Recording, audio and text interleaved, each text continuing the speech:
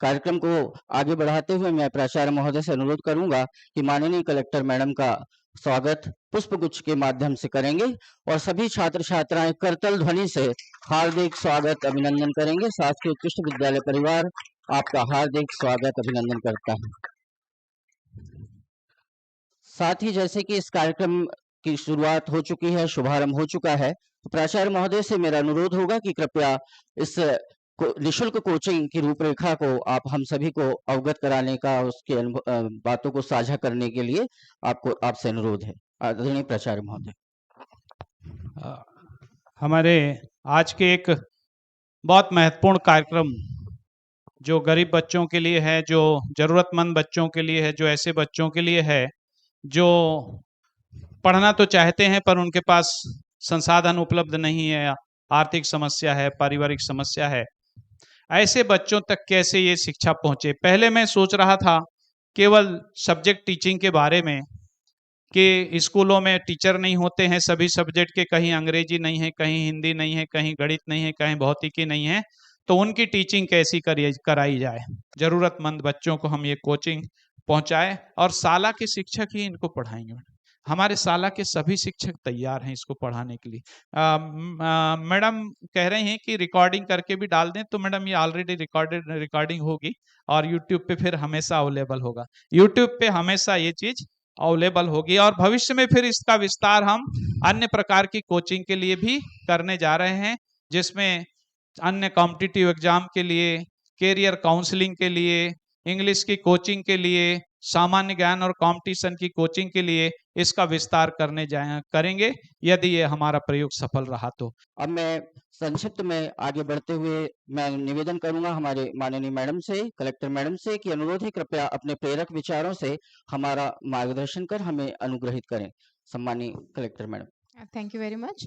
आज के इस जो कोचिंग है, फ्री कोचिंग जो हमारे बच्चों के लिए दे रहे हैं, उसके लिए यहाँ पे विराजमान आपके प्रिंसिपल साहब उत्कृष्ट के और हमारे फील्ड से जुड़े हुए हैं उनको भी बहुत बहुत स्वागत है और धन्यवाद भी है कि आप लोग इस इनिशिएटिव को ले रहे हो। और जो शिक्षक यहाँ हैं, जो शिक्षक आगामी समय पे पढ़ाएंगे और बच्चों के मार्गदर्शन में अपना रोल प्ले करेंगे, उनको भी मेरी तरफ से बहुत बहुत स्वागत है, बधाई भी है। क्योंकि मुझे ऐसे लगता है कि शासकीय सिस्टम में हम लोग अपना काम ही शासकीय समाप्त कर लें, उसी के कई बार ये रहते हैं कि कई लोग वो काम भी अच्छे से नहीं करते हैं। तो आप लोग अपने वर्क से, मैं हमेशा बोलती हूँ, अबोव एंड बियॉन्ड जाना चाहिए, तब जाके हम लोग अपने देश को लिफ्ट कर पाएंगे। जब तक हर व्यक्ति अपने काम से अबोव एंड बियॉन्ड नहीं जाएगा, थोड़ा आगे और थोड़ा कुछ और नहीं करेगा, तब तक हम को उस स्टेज पे नहीं पहुंचा पाएंगे जब जहां हम चाहते हैं कि हमारा देश पहुंचे। और जितनी जल्दी पहुंच तो हम जाएंगे, लेकिन लेट पहुंचते हैं अगर विकास के रास्ते में, तो कई लोगों को हम उस विकास का लाभ उनके जीवन काल में नहीं दिला पाते हैं। तो इसीलिए ये भी आवश्यक है कि हम अबोव एंड बियॉन्ड काम करें। तो जो भी लोग इस इनिशिएटिव में शामिल हुए हैं, वो कहीं ना कहीं अबोव एंड बियॉन्ड को एग्जाम्पलीफाई कर रहे हैं, उसका उदाहरण बन रहे हैं। तो उनको मेरी तरफ से बहुत बहुत बधाई भी है और धन्यवाद भी है कि आप उस श्रेणी में शामिल हुए हैं, है ना। तो थैंक यू। अब आती है बच्चों की बात, जो हमारे लिए शायद सबसे महत्वपूर्ण एलिमेंट है। हम लोग बहुत आसानी से भाषणों में और अपने वक्तव्यों में ये बोल देते हैं कि बच्चे भविष्य होते हैं, देश का भविष्य होते हैं, है ना। तो देश का भविष्य, देश का वर्तमान, सभी डेफिनेटली बच्चे होते हैं, लेकिन उस भविष्य को बनाया कैसे जाए, है ना। क्या भविष्य बनाने के कुछ आसान तरीके हैं? क्या कैसे भविष्य बन सकता है? क्या एक बच्चे के भविष्य को बन जाने से देश का भविष्य बन जाएगा, या सारे बच्चों का भविष्य बनना आवश्यक है? क्या भविष्य की परिभाषा ऐसी होनी चाहिए है? और आप लोगों की जो अभी ये स्टेज है, वहां से टीचर्स ही जुड़े हैं या बच्चे भी जुड़े हैं? यूट्यूब से। अच्छा, तो आप लोगों की अभी जो स्टेज है, अब इस कमरे में आप बैठे हो, तो मैं मानती हूँ कि अब सारे वो बच्चे हैं जो एम्बिशियस हैं। सबका ड्रीम तय हो गया है, कुछ ना कुछ ड्रीम तय कर लिया है। अच्छा, डॉक्टर कितने बनना चाह रहे हैं? ओके। और बाकी के जेई वाले, क्योंकि जेई और नीट दोनों, जेई वाले कितने हैं, है ना। हाँ, गुड। सो आई सपोज 2 कमरे और हैं। सो यहाँ पे जितने भी बच्चे जुड़े हैं एटलीस्ट वो ये बच्चे हैं जिन्होंने अपना एम तय कर लिया है कुछ हद तक, मतलब और अपना लेवल ऑफ एम्बिशन इतना है कि हमने अपना एम तय कर लिया है। क्योंकि हम लोग जब कई बार बहुत सारे स्कूलों में जाते हैं, कई बार बहुत सारे बच्चों से इंटरेक्ट करते हैं, तो इस स्टेज पे कई बार बच्चों को ये नहीं पता होता है कि वो क्या बनना चाहते हैं, जो कि मैं नहीं मानती कि बहुत गलत है। लेकिन मैं ये जरूर मानती हूँ कि अगर आपने प्रश्न खुद से नहीं करना चालू किया कि मैं कुछ बनना चाहता हूँ, कुछ तो बनना चाहता हूँ, तब आप थोड़ा तब आपने स्वयं के ऊपर ध्यान कम दिया। आप क्या बनना चाहते हो ये कंफ्यूजन रहता है, लेकिन आपने सोचा ही नहीं कि आप कुछ बनना चाहते हो, इसका अर्थ है कि आप स्वयं की जिंदगी को लेके उतना सीरियस नहीं हो। तो एक गुड बात है कि आप जितने भी बच्चे आज हमसे कनेक्टेड हैं वो कम से कम एम्बिशन के, लक्ष्य के उस लेवल पे हैं जिन्होंने ये सोचा कि मैं जिंदगी में कुछ बनूंगी, जिंदगी में कुछ बनूंगा। तो पहली सीढ़ी तो आपने पार कर ली है। अब ये सबसे छोटी सीढ़ी होती है कि जिंदगी में कुछ बनना है। बनने के बाद इस चीज को तय करने के बाद is there anything that needs to stop, है ना? हाँ, तो एक बार हमने वो तय कर लिया तो अब आपकी जर्नी शुरू होती है, क्योंकि अभी तो आपने वो शुभारंभ का लोटा लुढ़काया है। अब जो है रियली में हमारी जो है यात्रा शुरू होती है। अब ये यात्रा बहुत आसान नहीं होती है। कई बार आपको सक्सेस मिल जाएंगी, जो लोग लकी रहेंगे, अच्छा हार्ड वर्क करेंगे, कॉन्फिडेंस से अपनी कॉम्पिटिटिव एग्जाम्स को फाइट करेंगे, अपने समय का सदुपयोग करेंगे, इधर उधर की डिस्ट्रैक्शन वाली चीजों में इन्वॉल्व नहीं होंगे, तो वो लोग हो सकता है प्रथम बार सक्सेस हो जाएं। कई बार ऐसा होता है कि हमारे रास्ते हमको फेलियर भी मीट करती है। कई बार ऐसा होता है कि सक्सेस और फेलियर के बीच में कुछ घटनाएं ऐसी हो जाती है जीवन में जो हमारे रास्ते को थोड़ा सा प्रभावित कर देती है। हम चाहते तो हैं हम कुछ बने, लेकिन मन नहीं लग रहा है। हम चाहते तो हम कुछ करें, लेकिन डिस्ट्रैक्शंस बहुत हैं। तो अभी बेटा ये समय है कि हम इन सब चीजों को संभाल के रखें, क्योंकि भगवान जी ने ना 24 घंटे सबको बराबर दिए हैं, लेकिन जीवन में वहां पहुंचता हर कोई व्यक्ति उन 24 घंटों को उपयोग करके नहीं है। और आपकी दुनिया तो ऐसी है जिसमें संसाधनों की कोई कमी नहीं है। एक फोन सबके हाथ में, आपको शिक्षा लेनी है, आप फोन पे यूट्यूब पे ही चले जाइए, 1000 चीजों की क्लासेस आपको मिल जाएंगी। आपके टीचर्स जो क्लासेस दे रहे हैं, सेम ही टीचर सारे बच्चों को सेम क्लास देते हैं, लेकिन उसके बावजूद कोई बहुत अच्छा करता है, कोई थोड़ा कम अच्छा कर पाता है। तो उसके पीछे एक बहुत बड़ा रीजन ये रहता है कि जिसने डेडिकेशन के साथ किया, जिसने हार्डवर्क के साथ किया और जिसने कॉन्फिडेंस के साथ किया, उसको ज्यादा रिजल्ट्स मिलते हैं। और जो व्यक्ति अपने डिस्ट्रैक्शंस को संभाल के रखे, और डिस्ट्रैक्शंस अनेक प्रकार के हैं आज की तारीख में, फोन सुविधा है पर उसके साथ ही साथ वो एक डिस्ट्रैक्शन भी है ना? सिमिलरली हमारा जो एज ग्रुप है, उस एज ग्रुप में मल्टीपल काइंड के हमारे पास डिस्ट्रैक्शंस आ सकते हैं जो जीवन का हिस्सा रहते हैं। तो उन डिस्ट्रैक्शंस को आप कैसे कंट्रोल कर रहे हो? फोन, सोशल मीडिया के डिस्ट्रैक्शंस को आप कैसे कंट्रोल कर रहे हो? इन जनरल ही आप फैमिली में कई बार ऐसे इंस्टेंसेस चल रहे होते हैं जिसकी वजह से हम लोग डिस्ट्रैक्ट होते हैं, तो उनको कैसे, तो एक थोड़ा सा ध्यान लगा के कि हाँ भाई मेरा ये लक्ष्य है, लक्ष्य में 24 घंटे मुझे भी मिले हैं, लगभग वही संसाधन मुझे भी वही मिले हैं, तो मुझे कहीं तो पहुंचना है, क्योंकि सर्वप्रथम तो ये मेरा जीवन है। तो मैं अपने जीवन के लिए कुछ करूंगा। अपने जीवन के लिए अच्छा करोगे तो परिवार का ऑटोमेटिकली अच्छा होगा और समाज का ऑटोमेटिकली अच्छा होगा। तो इसीलिए जब मैंने शुरू में बोला था कि क्या एक ही व्यक्ति का लक्ष्य होना चाहिए, हर जीवन उतना ही महत्वपूर्ण है, और ये आप ही तय करेंगे कि आप अपने जीवन को कितना अच्छा कर सकते हैं। और दूसरी बात इसमें सॉफ्ट स्किल्स। एक चीज मैंने और रियलाइज की कि हमारे यहाँ हम लोग हार्ड वर्क तो कर लेते हैं, मैं फेलियर वाले प्रश्न पे भी आऊंगी, पर उसके पहले मैं बात करना चाहती हूँ सॉफ्ट स्किल्स की। सॉफ्ट स्किल्स क्या है कि आप में कितना कॉन्फिडेंस है, आप अपने बात को कितने अच्छे से रख सकते हो, कितने रैशनली आप अपने बात को रख सकते हो सकता है इस ग्रुप में कल को एक कोई बच्चा डॉक्टर बन जाए और फिर लाइफ में तय करे कि उसे यूपीएससी देनी है। यूपीएससी इंटरव्यू बेस्ड एक एक्टिव एग्जामिनेशन है। इवन बैंक्स में इंटरव्यू बेस्ड सिलेक्शंस होते हैं, तो बहुत सारे एग्जाम्स हैं जो इंटरव्यू बेस्ड है। अदरवाइज भी इंटरव्यू बेस्ड ना हो तो भी आपकी सॉफ्ट स्किल्स कैसी होनी चाहिए, तो वो है कि आप का मत हो, हर चीज को लेके मत हो, हर चीज को लेके मत। रैशनल तभी होता है, तार्किक तभी होता है जब आप बहुत सारा पढ़े। आप क्या आप ऑप-एड पढ़ते हैं या एडिटोरियल पढ़ते हैं? न्यूज़पेपर का पढ़ते हैं? कितने बच्चे न्यूज़पेपर का एडिटोरियल पढ़ते हैं? मैं पूरा न्यूज़पेपर भी नहीं पूछ रही हूँ, एडिटोरियल पेज कितने बच्चे एडिटोरियल पढ़ते हैं, राइट? कितने बच्चे चाहे हिंदी हो चाहे इंग्लिश, भाषा उतना महत्व नहीं रखती, थोड़ा रखती है, मैं उस बात को बिल्कुल डिनाई नहीं करूंगी, क्योंकि हमारी सोसाइटी अभी उस स्टेज पे है कि हमको वर्ल्ड से compete करना है। पर कितने बच्चे ऐसे हैं जो हिंदी या इंग्लिश में सप्ताह में आधा ही घंटा से किसी एक टॉपिक पे बिना बताए एक्सटेम्पोर बोलने की प्रैक्टिस कर लेते होंगे। एक्सटेम्पोर मतलब तुरंत ही बोल दिया, मैंने बोला कि ठीक है इंडिया पाकिस्तान के रिलेशनशिप के बारे में बताइए, और आप खड़े हो गए और आप बोल सकते हैं 5 मिनट 7 मिनट 10 मिनट बोल सकते हैं किसी भी विषय पे, कुछ नहीं भी आता हो तो भी बोल सकते हैं, है ना? ठीक है, मान लो वो नहीं है, तो रैशनैलिटी के साथ चीजों को रखना तब होता है जब आप अपना चीजें पढ़ते हैं, जब आप ऑपैड और एडिटोरियल की चीजें पढ़ते हैं, है ना? जब आप उसको बोलने की प्रैक्टिस करते हैं, क्योंकि बच्चों का काम है गलत होना। आप खड़े होइए, प्रश्न पूछिए, बोलिए, तभी तो आपके मम्मी पापा, आपके टीचर, हम जैसे लोग आपको सुधारेंगे। अगर आज गलती करने से डरोगे तो जिंदगी में कभी भी रिस्क नहीं ले पाओगे। तो give wrong answer, it doesn't matter, answer confident, give that answer. जिंदगी में जो पहले फेलियर देख लेता है ना, वो फेलियर से नहीं डरता। जिस बंदे ने फेलियर नहीं देखी ना, वो 50 साल की उम्र में सोचेगा अब तो मैं तो कैसे ही फेल हो पाऊंगा। सो सॉफ्ट स्किल्स और हार्ड स्किल्स दोनों लर्न करते करते ही आप फेलियर से लड़ना भी सीख जाते हो। क्योंकि आज के जमाने की एक दूसरी दिक्कत ये भी है कि फेलियर विजिट करती है तो हम पे साइकोलॉजिकल प्रेशर बिल्ड हो जाता है ना, मानसिक तौर पे दबाव हो जाता है।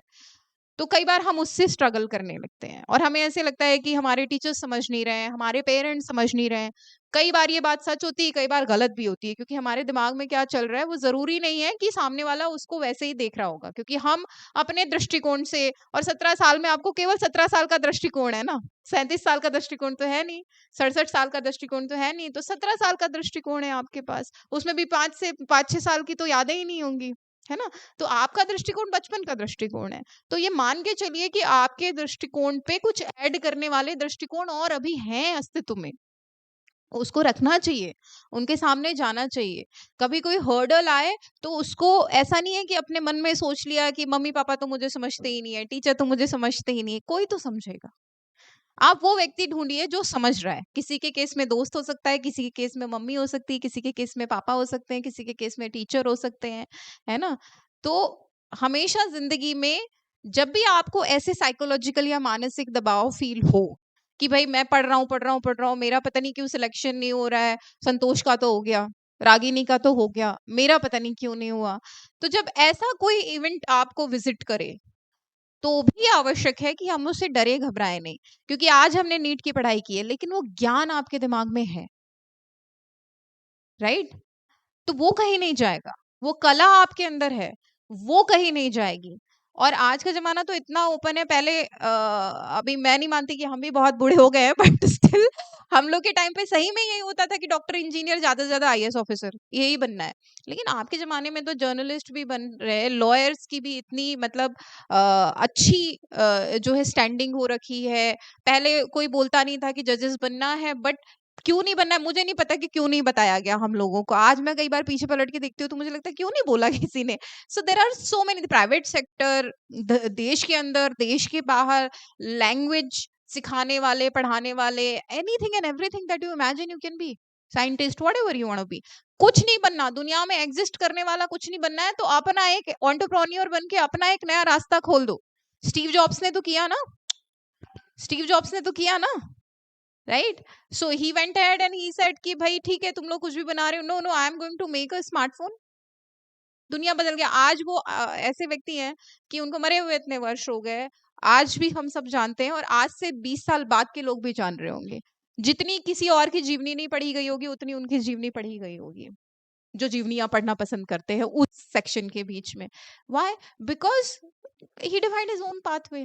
So sometimes failure also leads to a greater success.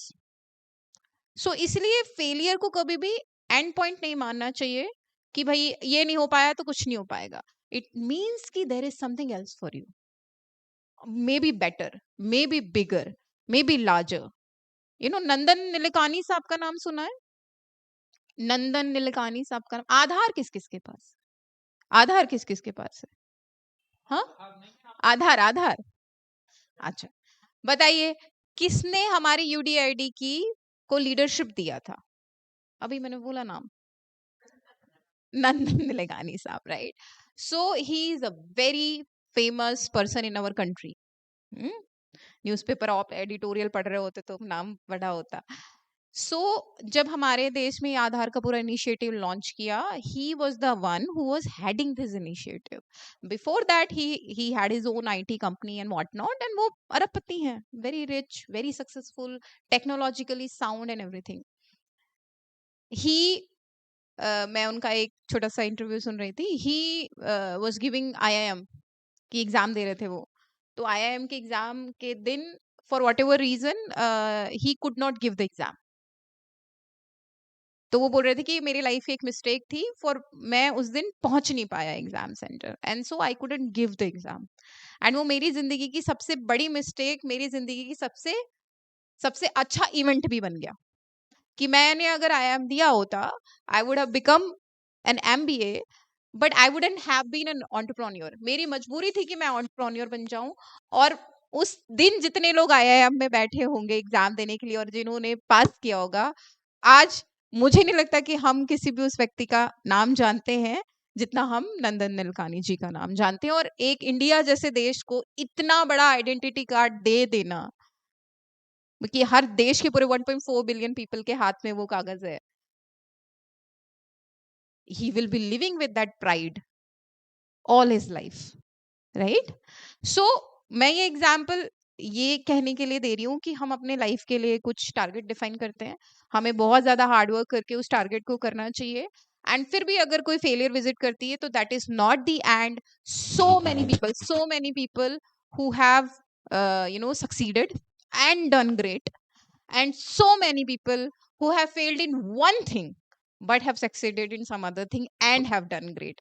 So you can always do great in any pathway you choose. तो अगर आपने ये pathway choose किया with a lot of hard work, with a lot of confidence, with a lot of support from your system, you can succeed. But अगर वो 1 point chance बनता है कि you don't succeed, please always remember, दुनिया बहुत बड़ी है, बहुत बड़ी है, बहुत सारे समझदार लोग हमारे आसपास हैं। आपको भगवान जी ने वही 24 घंटे दिए हैं और आपको इतना सपोर्ट सिस्टम अवेलेबल है कि आप फिर दूसरी चीजें भी आजमाएं, क्योंकि आपका हार्डवर्क और आपका नॉलेज अभी भी यहाँ है। So anybody who decides to be anything, आपने कुछ भी करने के लिए डिसाइड किया है तो आप सक्सेसफुल तो डेफिनेटली हो जाओगे। और अभी जो किया है उसके लिए 100% अपना दीजिए।